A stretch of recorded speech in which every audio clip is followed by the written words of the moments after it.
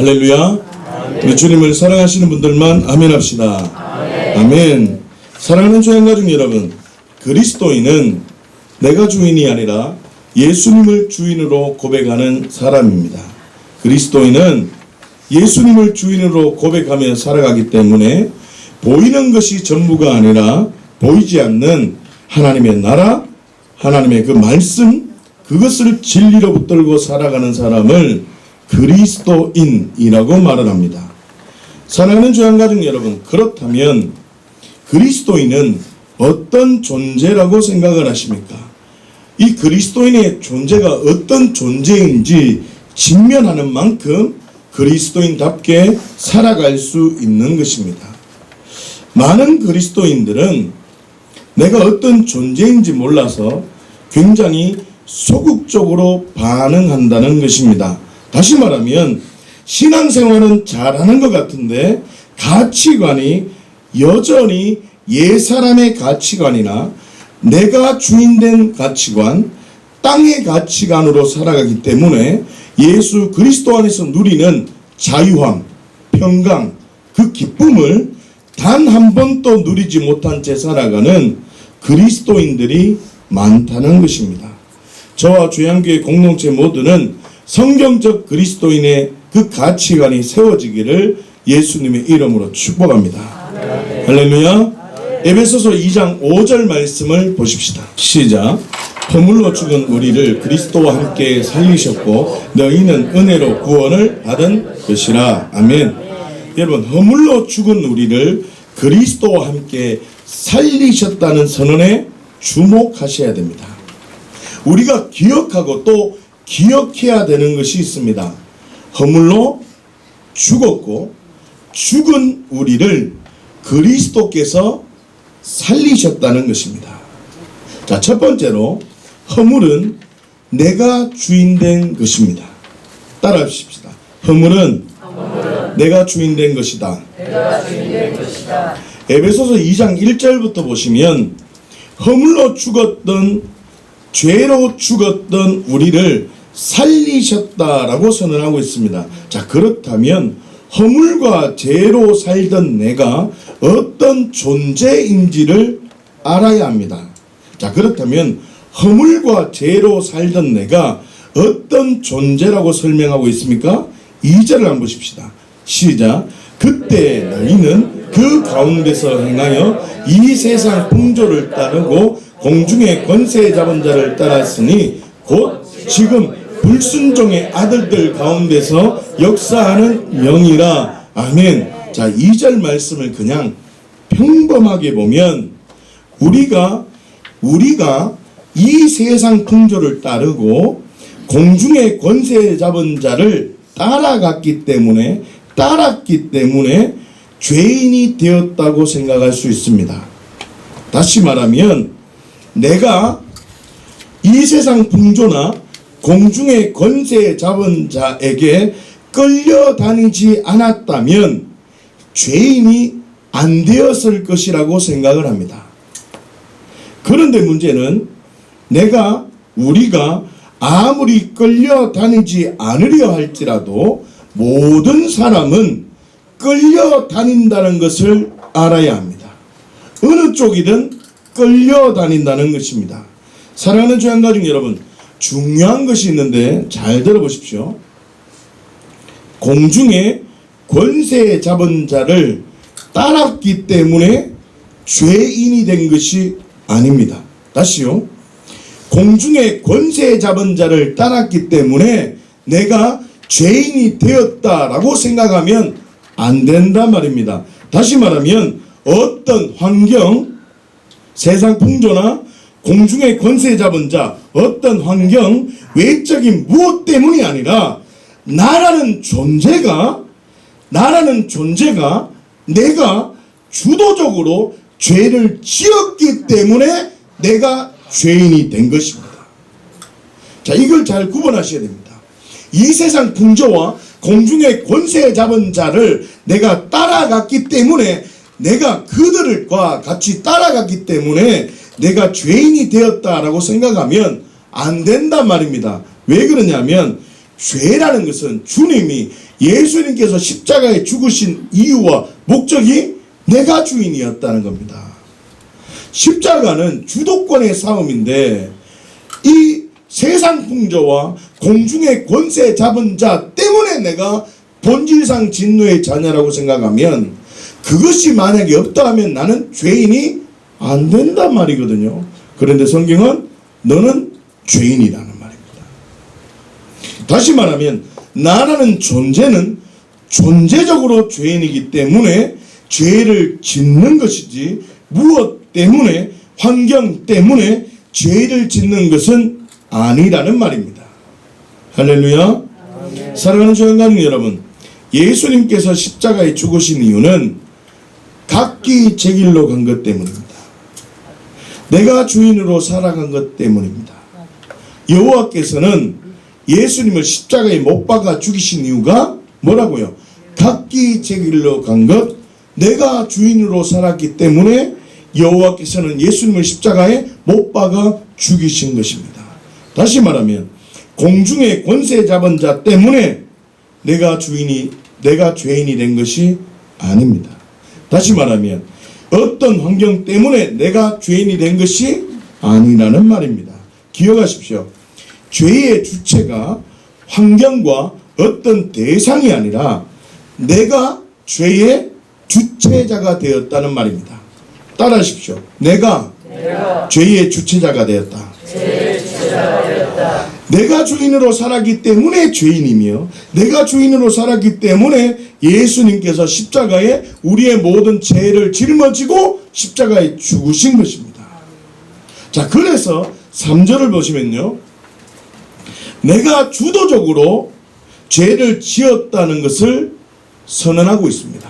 다시 말하면 3절을 보시면 너 죄가 네가 주인이었다 라는 것을 선언하고 있다는 겁니다. 함께 3절을 보시겠습니다.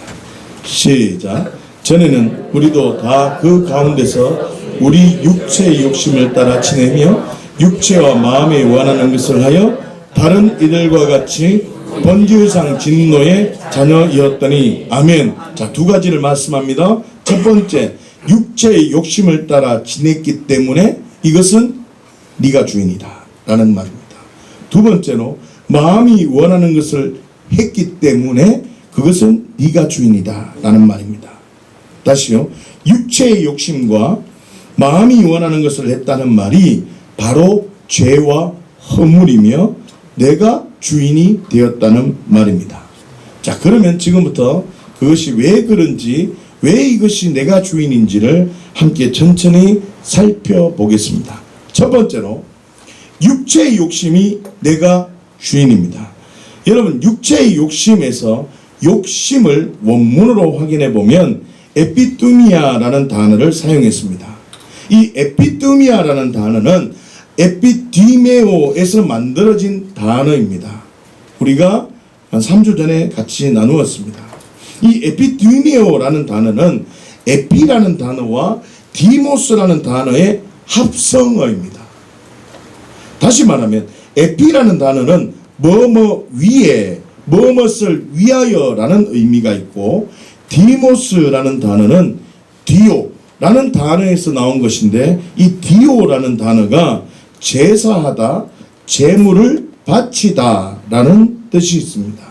다시 말하면 이 말씀을 조합해 보면 에피디메오라는 말이, 에피디미아, 이 말이 어떤 의미인지를 알 수 있는데, 무엇을 위하여 제물을 바치다 라는 뜻입니다. 사랑하는 조양가족 여러분, 우리가 생각하기에 제물을 바치는 것이 좋은 의미인 것 같은데 왜 제물을 바치는 것이 내가 주인이 되는 것입니까? 이걸 고민해야 됩니다. 진정한 어린 양, 완전한 희생양이 되신 예수 그리스도를 생각해야 되는데 지성소의 휘장을 이미 어떻게 해요? 찢어 놓았는데 계속해서 제물을 바치고 있다는 것입니다. 자, 다시 말하면 제물만 바치고 희생의 제사는 드릴 뿐이지 진정한 어린 양이 되신 예수 그리스도를 어떻게 해요? 발견하지 못했다는 것입니다. 다시 말하면 이 말이 무슨 말이냐면 내가 생각하는 제사, 내가 기대하는 구원자, 내가 생각하는 어떤 무엇에다가 제물을 드리는 것이기 때문에 나 중심적이고 성경 중심적이지 될 수가 없습니다. 나 중심적인 내가 주인된 제사, 내가 주인된 예배를 드리기 때문에 이게 뭐라는 겁니까? 내가 주인이라. 사랑하는 주양가족 여러분, 나 중심적인 잘못된 가치관이 진정한 어린 양 되시는 예수님을 생각하지 않고 희생의 제물을 드린다는 것은 성경은 탐심, 욕심이라고 선언하고 있다는 것입니다. 다시 말하면 육체의 욕심은 외적인 무엇 때문에 죄를 짓게 되는 것이 아니라 나라는 존재 자체가 잘못된 가치관을 가지고 있기 때문에 내가 죄를 짓는 겁니다. 그렇기 때문에 3절 말씀처럼 육체의 욕심은 뭐라는 겁니까? 내가 주인된 겁니다. 자, 두 번째, 육체와 마음이 원하는 것은 내가 주인입니다. 잘 생각해 보셔야 됩니다. 지금부터는 생각을 잘 하셔야 됩니다.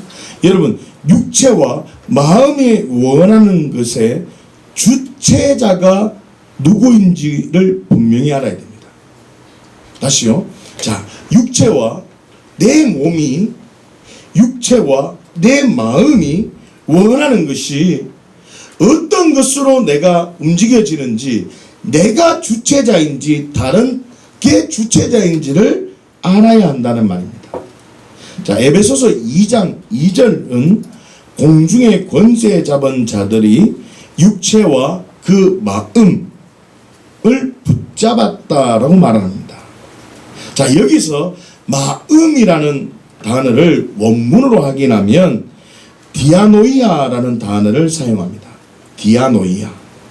자, 그런데 디아노이아라는 단어를 똑같이 사용하는 본문을 찾아보면 마음을 붙잡는 주체가 누구인지를 확인할 수 있습니다. 이 디아노이아, 마음이 어디에 반응하는지를 확인해 보면 알 수 있다는 말입니다. 자, 히브리서 8장 10절 말씀을 보십시다. 시작. 또 주께서 이르시되 그날 후에 내가 이스라엘 집과 맺을 언약은 이것이니 내 법을 그들의 생각에 두고 그들의 마음에 이것을 기록하리라. 나는 그들에게 하나님이 되고 그들은 내게 백성이 되리라. 아멘. 여러분, 본문을 보시면 내 법을 어디에요? 그들의 생각에 둔다고 할 때 이 생각이 바로 디아노이아라는 단어입니다. 내 법을 그들의 어디에 둔다고요? 생각에 두고 그들의 마음에 이것을 기록한다라고 할 때 생각이라는 단어가 바로 디아노이아, 에베소서 2장 2절 말씀에 있는 그 디아노이아와 같은 단어입니다. 잘 들어보십시오. 에베소서 2장의 마음과 히브리서 8장의 마음을 같은 단어를 사용하고 있다는 것입니다. 무슨 뜻입니까? 내 마음이 에베소서 2장의 말씀처럼 공중의 권세 잡은 자에게 붙들릴 수도 있고, 내 마음이 히브리서 8장의 말씀처럼 성령님께 어떻게 해요? 붙들릴 수도 있다는 말입니다. 무슨 뜻입니까? 마음의 주체자가 외적인 요인이 아니라 나 자신이라는 뜻입니다. 다시 말하면 내가 누가요? 내가 어디에 반응하느냐에 따라서 결과가 달라진다는 말입니다. 무엇이 오느냐가 중요하지 않고 지금 주체자가 공중의 권세자가 왔는지 성령님이 왔는지 지금 이 상황인데 내가 지금 어떻게 반응하느냐에 따라서 결과가 달라진다는 말입니다. 육체와 마음의 생각을 붙잡았다는 이 말이 외적인 무엇에 붙들린 것이 아니라 결론적으로 내가 반응했다는 말입니다.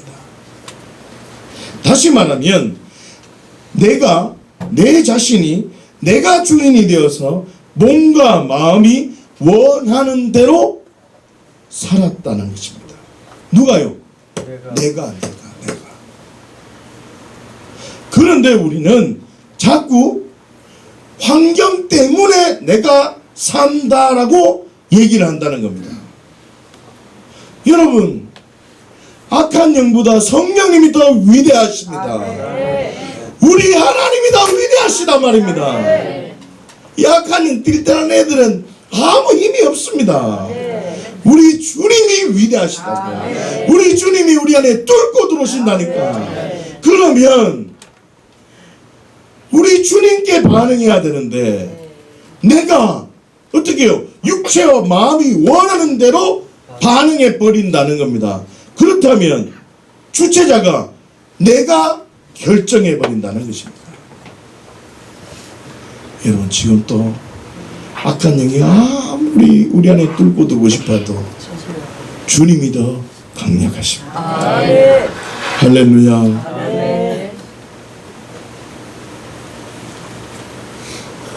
그렇기 때문에 3절 말씀처럼 육체와 마음이 원하는 것은 뭐라는 말입니까? 내가 주인된 것이란 말입니다. 내가 주인입니다. 자꾸 외적인 환경 때문이라고 얘기하지 마십시오. 내가 그 길을 선택한 겁니다. 할렐루야. 자, 다시 에베소서 2장 5절 말씀 한번 보십시다.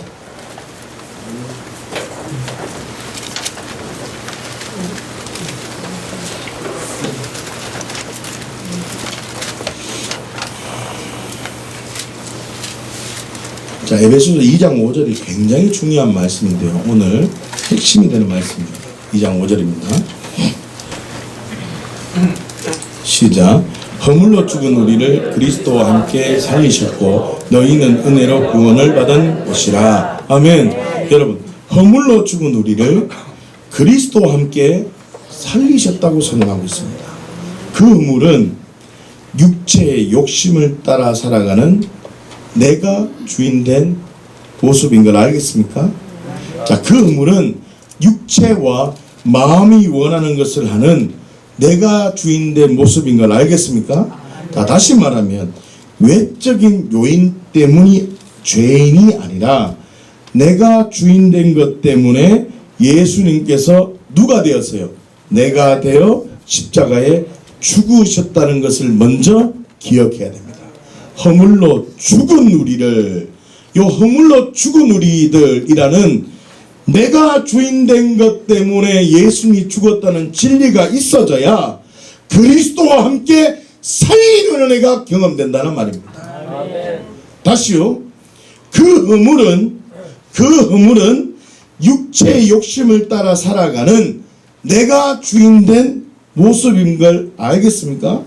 그 허물은 육체와 마음이 원하는 것을 하는 내가 주인된 모습이라는 말입니다. 다시 말하면 외적인 무엇 때문에 내가 죄인이 된 게 아니라 내가 주인되었다. 이 나를 부둥켜 안고 예수님이 죽으셨다는 것을 직면하셔야 됩니다. 할렐루야. 자, 두 번째로 부활의 존재는 하늘에 앉은 존재입니다. 이 말씀을 따라야 됩니다. 부활의 존재는 하늘에 앉은 존재이다. 다시, 부활의 존재는 하늘에 앉은 존재이다. 자, 5절 말씀을 보시면요, 우리를 그리스도와 함께 살리셨다고 선언하고 있습니다.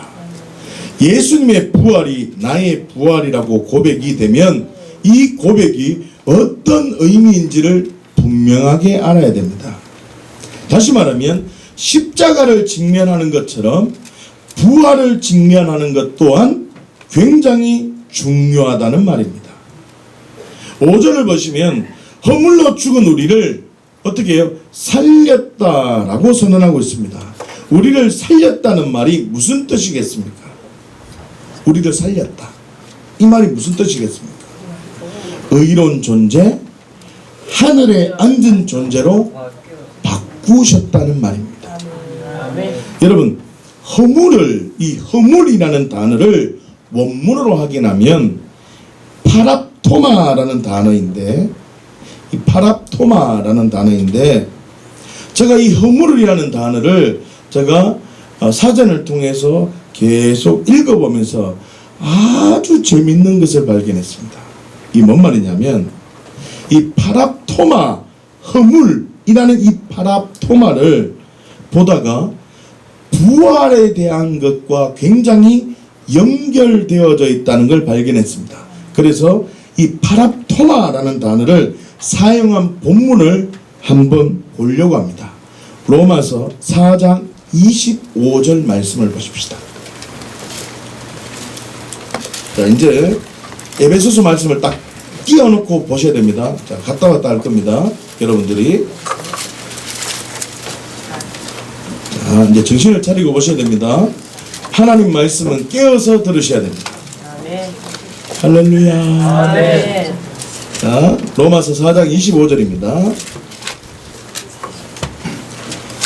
제가 에베소서 2장 5절에 허물이라는 단어가 원문에 파랍토마라는 단어를 썼다고 했죠? 맞죠? 자, 그걸 기억하시고 로마서 4장 25절입니다. 시작. 예수는 우리가 범죄한 것 때문에 내줌이 되고 또한 우리를 의롭다 하시기 위하여 살아나셨느니라. 아멘. 여러분, 범죄한 것이 바로 원문에서는 파랍토마라는 단어를 사용했습니다. 범죄한이라는 단어가, 요 범죄한 이 단어가 파랍토마라는 단어를 사용했다는 겁니다. 무슨 뜻이냐면, 범죄한 것 때문에 내줌이 되었다는 말과 에베소서 2장 5절에 허물로 죽은 우리라는 말과 같은 의미라는 말입니다.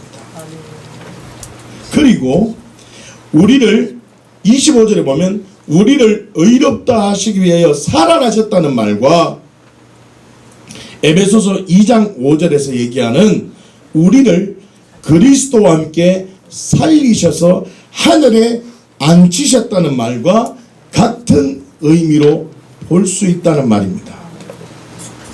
잘 들으십시오.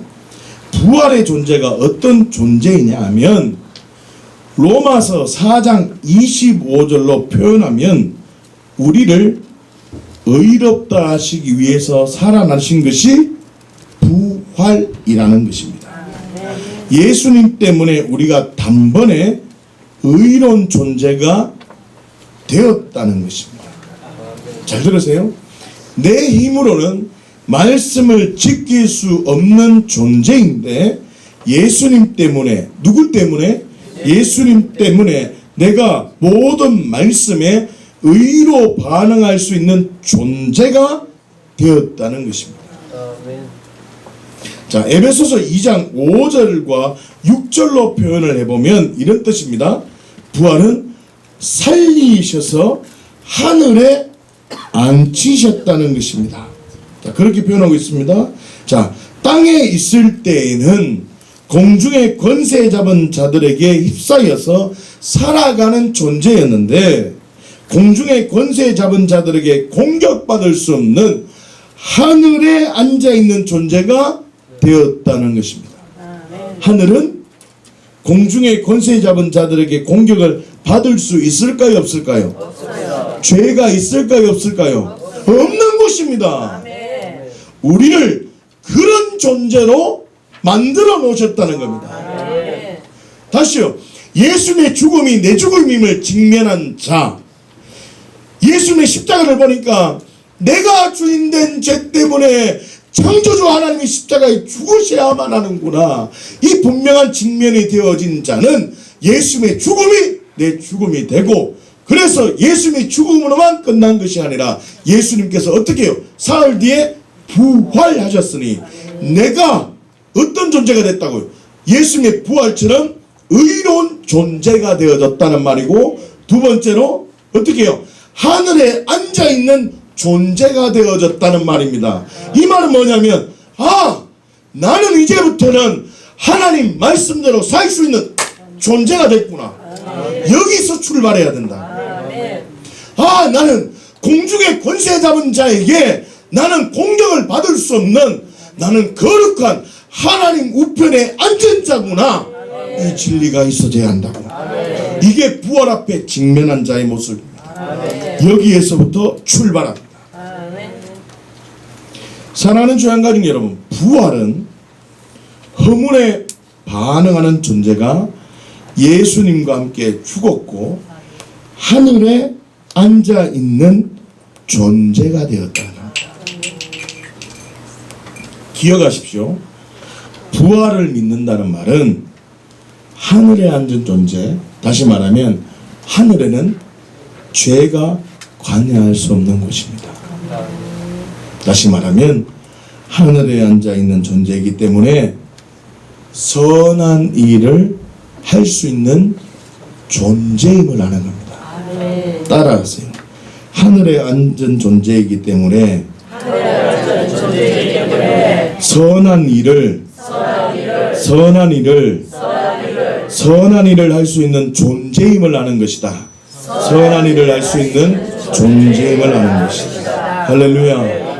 다시요. 로마서 말씀으로 얘기하면 범죄한 우리가 예수와 함께 죽었고 우리가 어떻게 해요?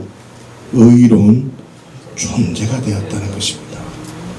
이게 십자가 부활이라는 말이에요. 기억하십시오.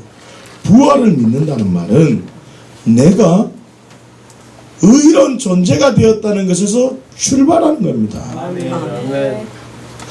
자꾸 내가 뭘 하려고 하지 말라니까요. 나는 지금부터 의로운 존재구나. 그러니 나는 어떤 상황에도 하나님의 약속에 얼마든지 예수님 안에서 이해가 된다. 이게 그리스도인이라는 말입니다. 다시요. 의로운 존재가 되었다는 것에서 출발하는 것이라고 했습니다. 다시 말하면 의로운 존재이기 때문에 선한 일을 할 수 있는 존재임을 아는 겁니다. 따라하세요. 의로운 존재가 되었기 때문에 선한 일을 할 수 있는 존재임을 아는 것이다. 선한 일을 할 수 있는 존재임을 아는 것이다. 할렐루야. 자, 그래서 에베소서 2장 10절과 같은 말씀을 선언하는 겁니다. 자, 10절 말씀 한번 보십시오. 에베소서 2장 10절입니다. 에베소서 2장 10절 시작. 우리는 그가 만드신 바라 그리스도 예수 안에서 선한 일을 위하여 지으심을 받은 자니 이 일은 하나님이 전에 예비하사 우리로 그 가운데서 행하게 하려 하심이니라. 아멘. 지금 이해가 되십니까? 우리의 존재가 이런 존재라고요. 의로운 존재, 예수 그리스도 안에서 함께 하늘에 앉은 존재, 다시 말하면 10절 말씀처럼 선한 일을 위하여 지으심을 받은 자가 되었다는 것입니다. 이게 그리스도인입니다. 옛사람, 내가 주인이던 나는 육체의 욕심을 따라 살던 사람인데 내가 주인 되어서 희생의 제사를 드리는 자였잖아요. 내가 생각하는 구원자, 내가 생각하는 기대하는 예배, 내가 기대하는 어떤 모습을 바라면서 살았잖아요. 예수님께서 그 나를 끌어안으셔서 내 이름표 달고 내 누더기 옷 입고, 아니 나를 전부 다 내가 되어서 십자가에 죽으셔서 내가 되어서 부활하셨다니까요. 그래서 나를 하늘에 앉으셨다니까. 나를 하늘에 앉혀 놓았다니까요.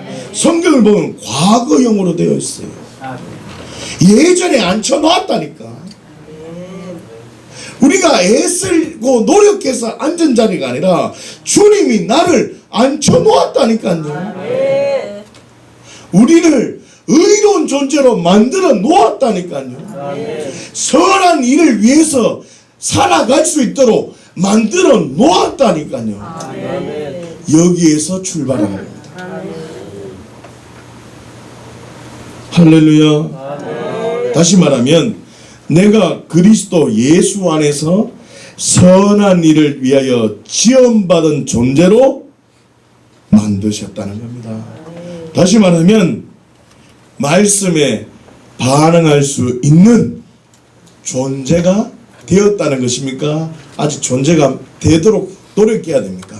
되었다는 겁니다. 이 진리가 있어야 됩니다. 다른 복음 붙들지 말고 이런 복음을 붙드셔야 돼요.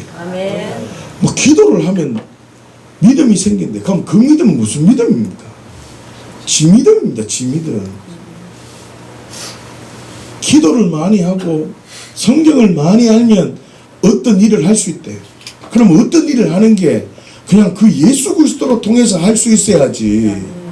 뭘 기도하고 뭘 성경을 많이 읽으면 뭘 좀 적응이 되면 알 수 있대. 다른 복음입니다. 여러분 예수님 잘못 믿고 있는 겁니다.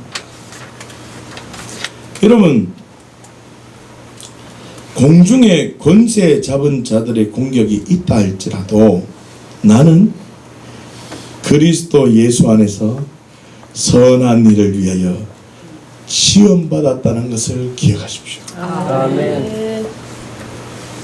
괜찮다. 이 아무 와봐라. 나는 괜찮다.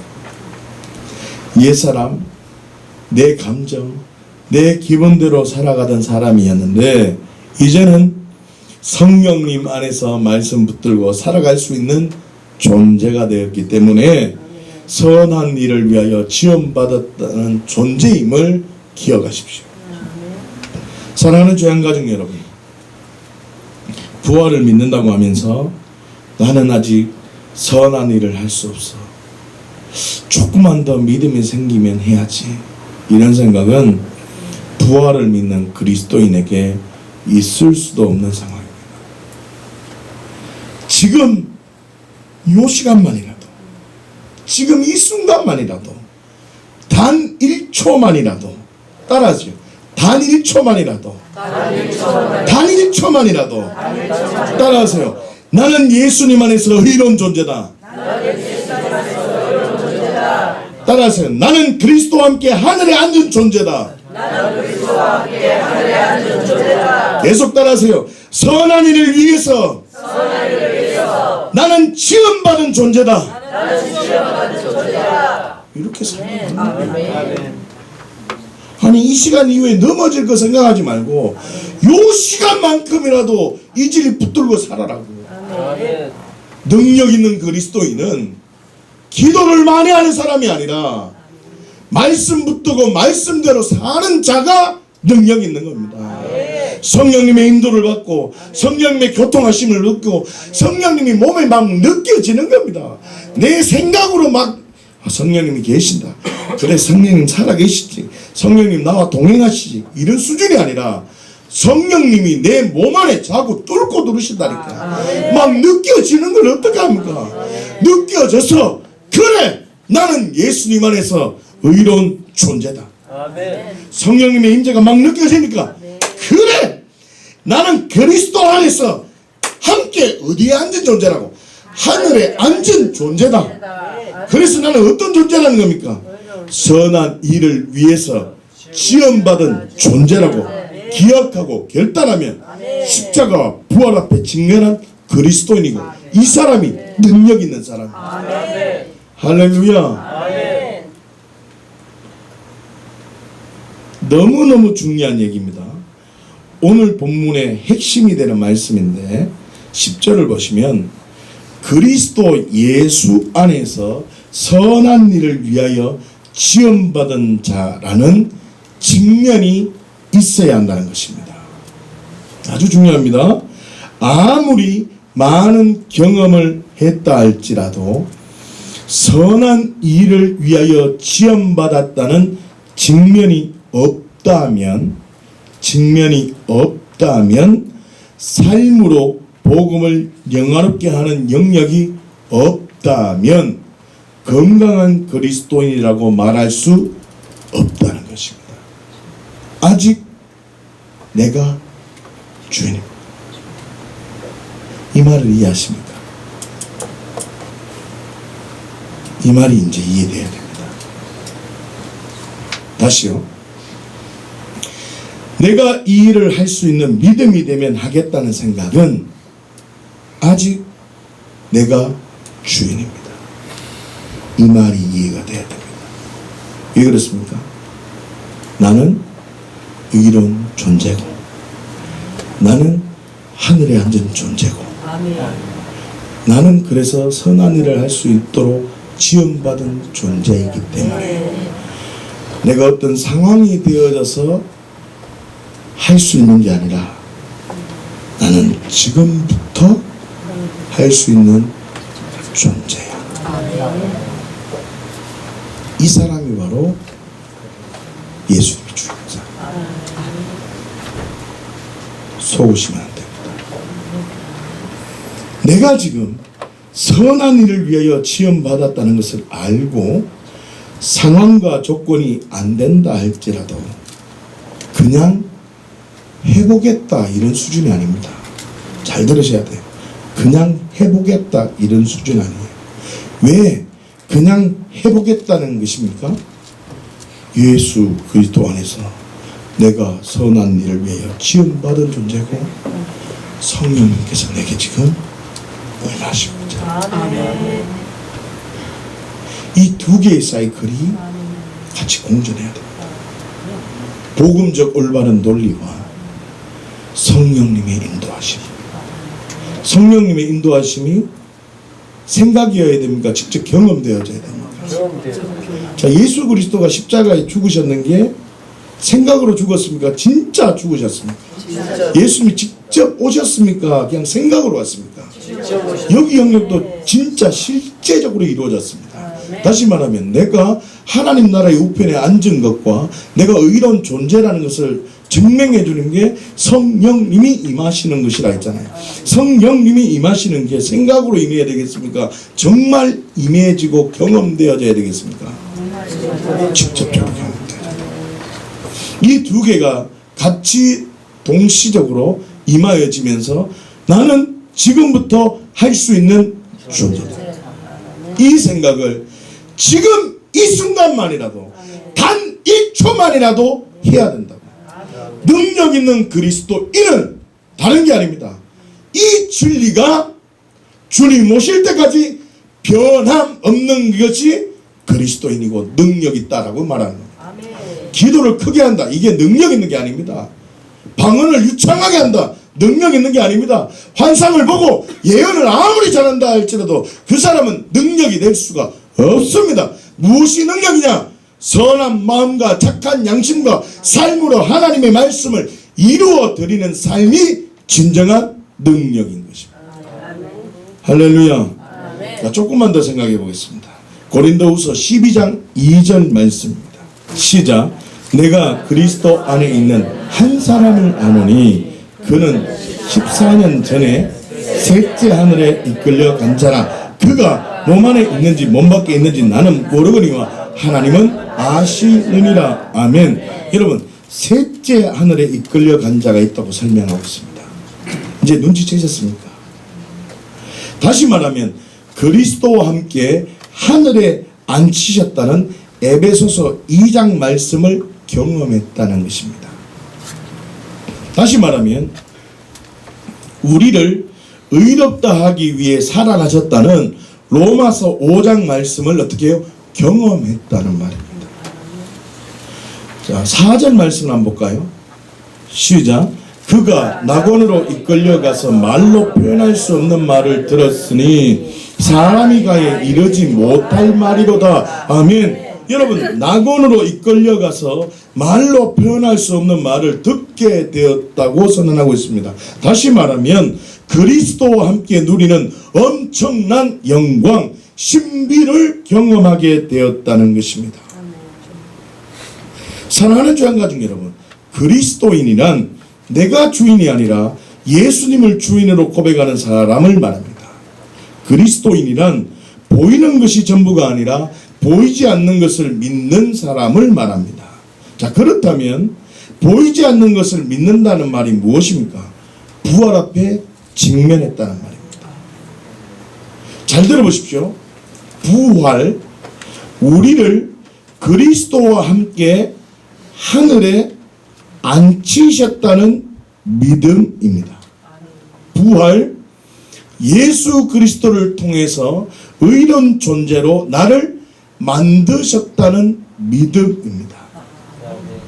부활, 내가 그리스도와 함께 하늘에 앉게 되고 의로운 존재가 된 이유는 선한 일을 위하여 지음받은 존재임을 직면한다는 것이라고 하였습니다. 마찬가지입니다. 바울은 셋째 하늘에 이끌려감으로 하늘에 앉게 되었습니다. 낙원으로 이끌려가서 말로 표현할 수 없는 말을 들으면서 내가 예수 그리스도 안에서 의로운 존재, 하나님의 것을 누리는 존재가 되었음을 알게 됩니다. 그래서 바울은 선한 일을 위하여 지음받은 존재임을 직면하고, 이게 중요합니다. 뭘 경험했느냐가 중요한 게 아니라 존재임을 직면하고, 따라하세요. 어떤 상황이든지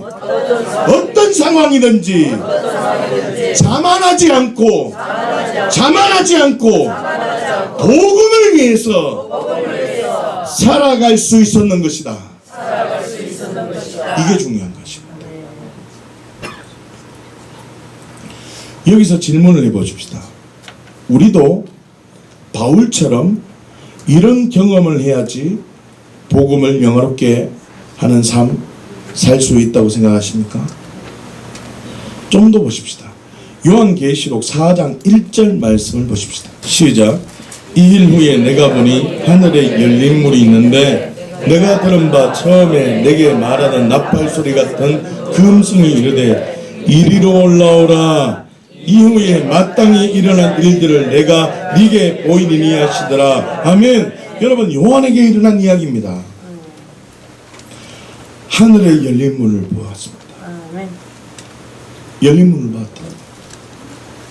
그리고 나팔 소리 같은 음성이 들리는 것입니다. 이리로 올라와라. 이리로 올라와라. 이번 주간에 이 음성 듣고 이걸 경험하는 한 주간 되시기를 바랍니다. 할렐루야. 이후에 마땅히 일어날 일들을 내가 네게 보이겠다라고 하십니다. 뭘 봤습니다. 요한이 봤다는 겁니다. 하나님의 것을 봤다고 하죠. 사랑하는 주양가족 여러분, 잘 들어보십시오.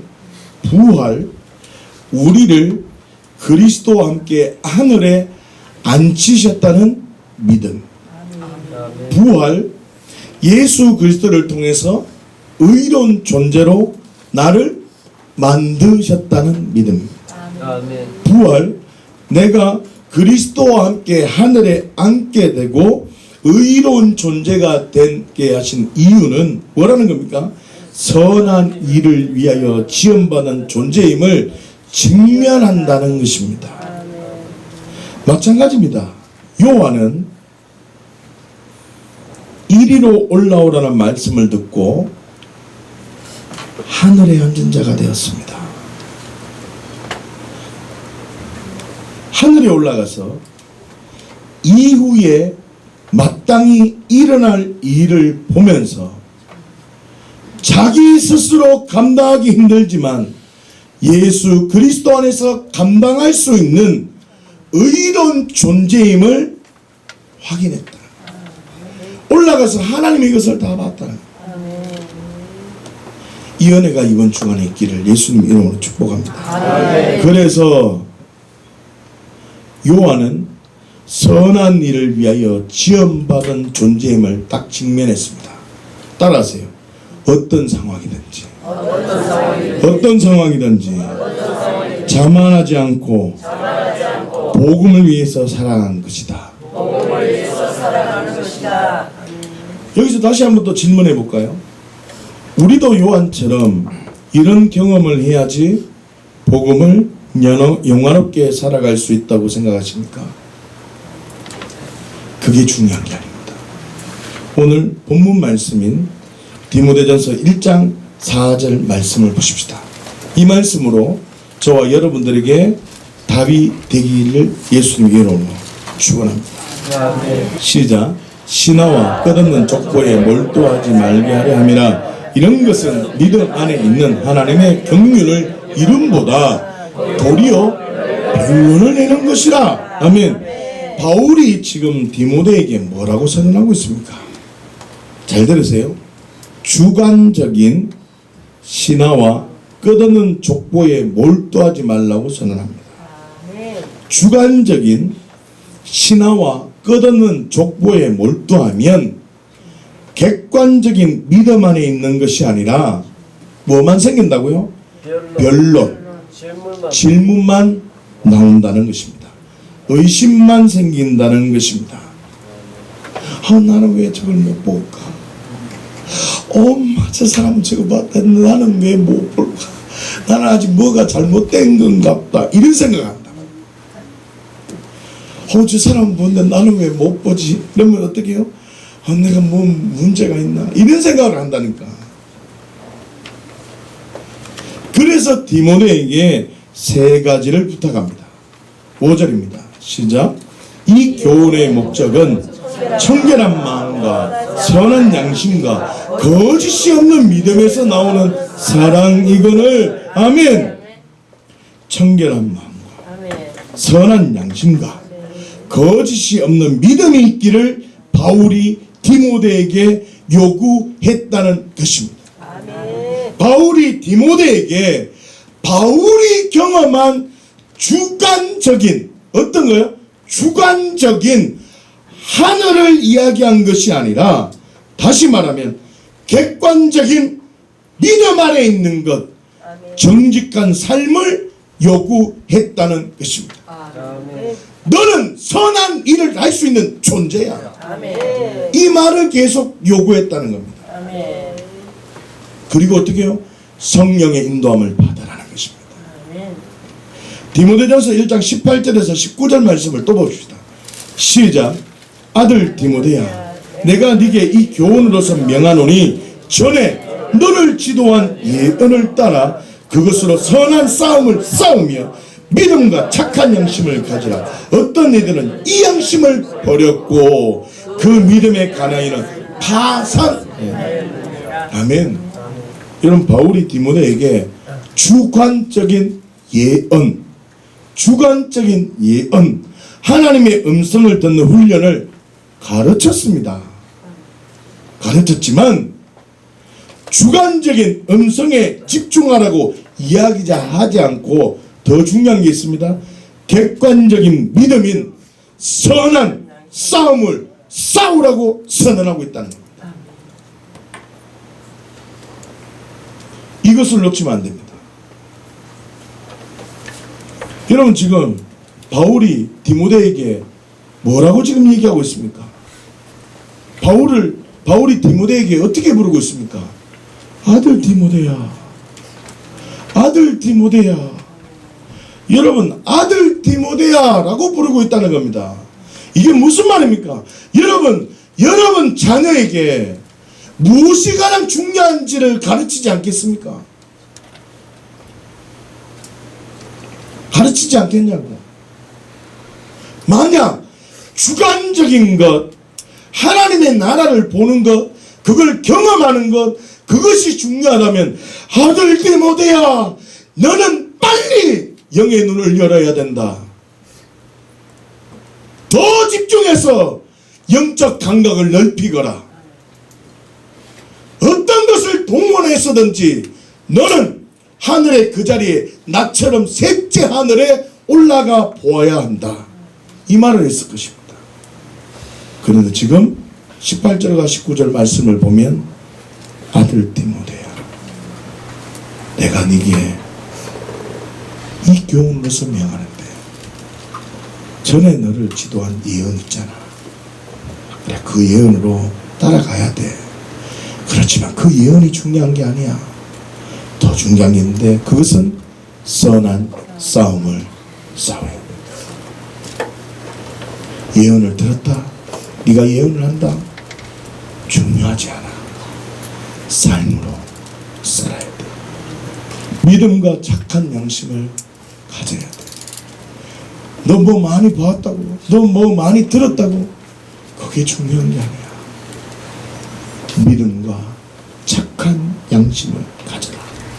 그런데 디모데야, 어떤 이들은 이 양심을 버렸다. 어떤 이들은 보이고 들리는 것에 주목하고 있어.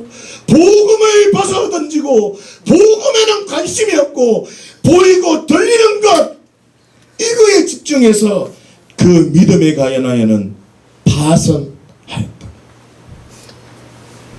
지금 아들 같은 디모데에게 주관적인 것을 말하고 있습니까? 객관적인 걸 말하고 있습니까? 객관적 믿음을 지금 요구하고 있다는 겁니다.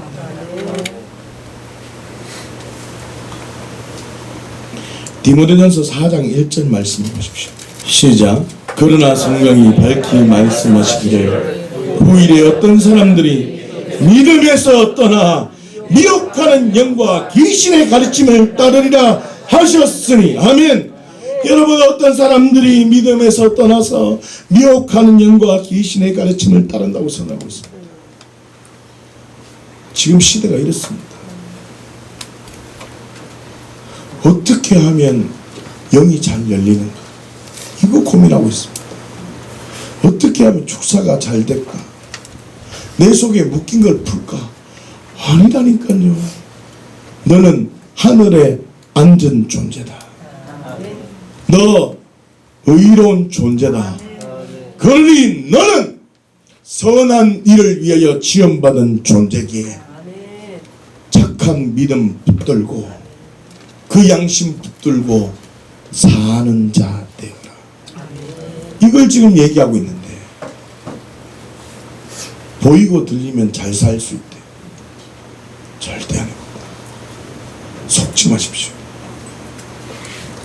무슨 뜻입니까? 객관적인 믿음의 삶을 중요하게 여기지 않고 주관적인 것, 신비로운 것에 자신의 믿음을 증명하려고 하면 믿음에서 떠나게 되고, 도리어 어떻게 됩니까? 미혹하는 영과 귀신의 가르침 속에 따르게 된다는 것입니다. 사랑하는 주양가족 여러분, 무슨 말씀입니까? 바울처럼 요한처럼 어떤 경험이 없다 할지라도 바울이 디모데에게 경험, 주관적인 것을 강조하지 않았다는 것입니다. 바울이 디모데에게 주관적인 계시를 사모하라고 선언하는 것이 아니라 객관적인 말씀, 믿음, 삶을 요구했다는 것을 알고 하나님의 말씀이 진리임을 믿으며 약속의 말씀을 붙들고 살아가야 된다는 것입니다. 아무리 많은 것을 경험했다 할지라도 삶 속에 살지 못한다면 건강한 그리스도인 될 수가 없습니다. 하나님의 복 결단코 받을 수 없습니다. 받을 수가 없습니다. 없습니다. 저한테 따지지 마세요. 성경에 그리 되어 있다니까. 여러분 생각해 보세요. 만물의 하나님 여호와를 경외하는 자를 하나님이 사랑하지, 자기 기분대로 하나님 사랑한다고 표현하는 자 하나님이 사랑하겠냐고. 여러분, 논리적으로 성경을 보고 논리적으로 이해를 한 다음에 뜨겁게 삶으로 반응해야 됩니다. 그런데 지금 우리 그리스도인들은 뜨겁게 성경을 읽고 삶으로는 차갑게 살아갑니다. 여러분, 에베소서 2장 10절 말씀을 기억하십니까? 내가 주인 된 것 때문에 예수님께서 십자가에 죽으셔야만 했다는 진리 앞에 직면되면 나는 죽고 예수님이 나의 주인이 되었기 때문에 나는 새로운 피조물로 나를 어떻게 새로운 피조물로 만드셨다는 것을 믿음으로 다 붙드는 겁니다. 십자가의 정확한 측면이 있고 부활하신 그 주님 믿음으로 딱 붙드는 겁니다. 그러면 지금 성령님께서 내게 어떻게 해야 한다고요? 성령님께서 내게 임하신다고. 잘 들으세요. 내가 주인 된 것 때문에 예수님이 십자가에 죽으셨다는 정확한 측면이 있게 되면 예수님의 죽음이 내 죽음이 되고, 그러면 예수님의 부활이 어떻게 됩니까? 내게 됩니다. 그러면 보이고 들리고 아무것도 없다 할지라도, 깜깜하다 할지라도 이 정확한 측면이 되어지면 성령님께서 내게 어떻게 해요? 임하신다니까. 아주 작은 성령님의 임재라 할지라도 그 성령님의 임재가 느껴지면, 아이고야, 나를 예수님 안에서 선한 일을 위해서 지으셨구나. 아이고야, 내가 지금 이런 존재구나. 경험되지 않아도 아이고, 내가 지금 이런 존재구나. 그러니까 나는 지금부터라도 지금 살 수 있구나. 아이고, 하나님이 나를 이런처럼 사랑하시는구나. 이걸 직면하고 복음을 여롭게 하는 자가 되어야 한다는 것입니다. 할렐루야. 자, 기억하십시오. 그리고 잘 들으십시오. 내가 많은 환상을 보았다는 말은 그만큼 삶 속에서 뭐가 따르겠습니까? 책임이 따라온다는 말. 내가 성령님의 임재를 많이 경험했다는 말은 삶 속에서 정결한 마음과 선한 양심과 거짓이 없는 믿음으로 반응해야 된다는 말입니다. 사랑하는 주 양가족 여러분, 바울처럼 하늘에 올라간 경험이 있으면 얼마나 좋겠습니까? 그러나 경험하고 선한 일을 위하여 지원받은 존재로 살지 못하면, 경험하고 살지 못하면 정말 허망한 삶입니다. 정말 어렵습니다. 이런 사람 많을까요? 적을까요? 우리에게는 이런 사람 있으면 안 됩니다. 그러나 하늘에 올라간 경험이 없다 할지라도, 뭐 보이고 들리는 게 아무도 경험이 되지 않았다 할지라도, 내가 주인 되어 예수님이 죽으셨다는 존재적인 죄의 직면이 있는 자에게는 너는 새로운 피조물이 되었다는 선언을 믿음으로 취하고 성령님과 동행하며 선한 일을 위하여 지원받은 존재임을 알고 살아간다면 하나님께서 기뻐하실 것입니다. 저와 주양가족 모두를 통해서 선한 일을 위하여 지원받은 존재임을 알고 복음을 영원롭게 하는 우리 주양가족 되시기를 예수님의 이름으로 축원합니다. 기도하겠습니다.